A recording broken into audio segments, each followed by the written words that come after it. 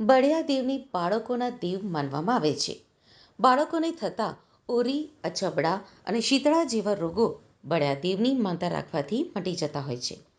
અમદાવાદથી આશરે 45 કિલોમીટર દૂર આવેલા કઠલાલ પાસે ચેલાવત ગામે 70 વર્ષ જૂના એવા બળિયા દેવનું પ્રસિદ્ધ મંદિર આવેલું છે. આ મંદિરની સ્થાપના કેવી રીતે કરવામાં આવી તેમજ બળિયા દેવ સાથે જોડાયેલ કેટલીક હકીકતો ભક્તજનો જાણતા જ નથી. તે જણાવવાનો પ્રયાસ મંદિરના સંચાલનના માધ્યમથી અમને આપને કરી રહ્યા છીએ.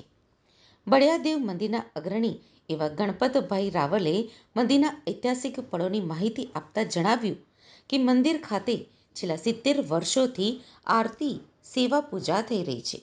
બાપાના સેવક સોમાભાઈ અને તેઓની માતા બ્રુનીબા માનતા પૂરી કરવા લાંભા ગામ ગયા હતા. ત્યારે બળિયા બાપા ચેલાવત ગામે પધાર્યા હતા.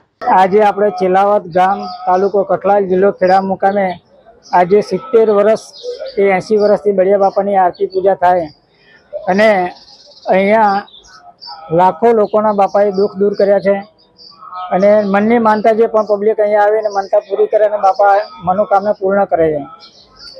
મંદિરની રચનાની સંવત વિક્રમ સંવત 2012ની અંદર એક બાપાના સેવક સોમાભાઈ અને એમના માતા શ્રી બુનીબા બંને જણા બાપાના મંદિરે લાંબા એક માનતા રાખેલી અને માનતા પૂરી કરવા જતાં બાપા લાંબાથી પ્રસન્ન થઈ અને એમની સાથે ચેલાવત ગામ પધાર્યા હતા. અને અહીંયા પધાર્યા પછી એક 5 ઈંટોની દીરી બનાવી અને એના પછી વર્ષો જતાં બાપાએ એટલી પ્રેરણા આપી કે અહીંયા બીજું લાંબાધામ રચાયું. આજના શુભ દિવસે વૈશાખ સુદ 14 અને 11/5/2025ના રોજ બાપાના પારે 70મો યજ્ઞ ઉજવાઈ રહ્યો છે.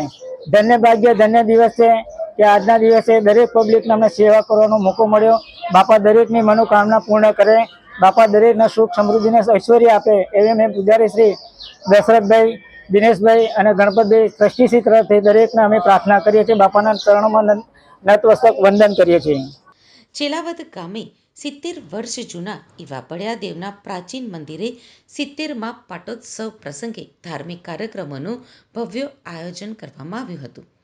આ પ્રસંગે સવારે હોમ હવન, ધ્વજાપૂજન, ધ્વજારોહણ, મહાપ્રસાદી તથા મહાઆરતી સહિતના ધાર્મિક કાર્યક્રમો યોજાયા હતા. આ સમગ્ર ધર્મોત્સવનો બહોળી સંખ્યામાં ભક્તોએ લાભ લીધો હતો. ચેલાવત ગામે બળિયાદેવના દર્શન કરવા માટે દૂર દૂરથી ભાવિક ભક્તો અહીંયા આવે છે. એમાંય ખાસ કરીને દર પૂનમે અને રવિવારે મંદિરમાં આવીને ભક્ત સાચા મનથી પ્રાર્થના કરે તો તેમની પ્રાર્થના બળિયાદેવ અવશ્ય સાંભળે છે.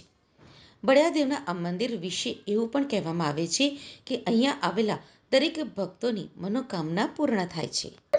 અમદાવાદથી આવવા માટે કઠલાલ હાઈવે આવવાનું છે. કઠલાલ હાઈવે આવે છે આપણે અપરુજીના નવા રોડ હલદોરા ચોકડીથી આગળ અપરુજીના મોવા રોડ પડે ત્યાંથી 5 થી 7 કિલોમીટરના અંતરે આ ચેલાવત ગામ આવેલું છે.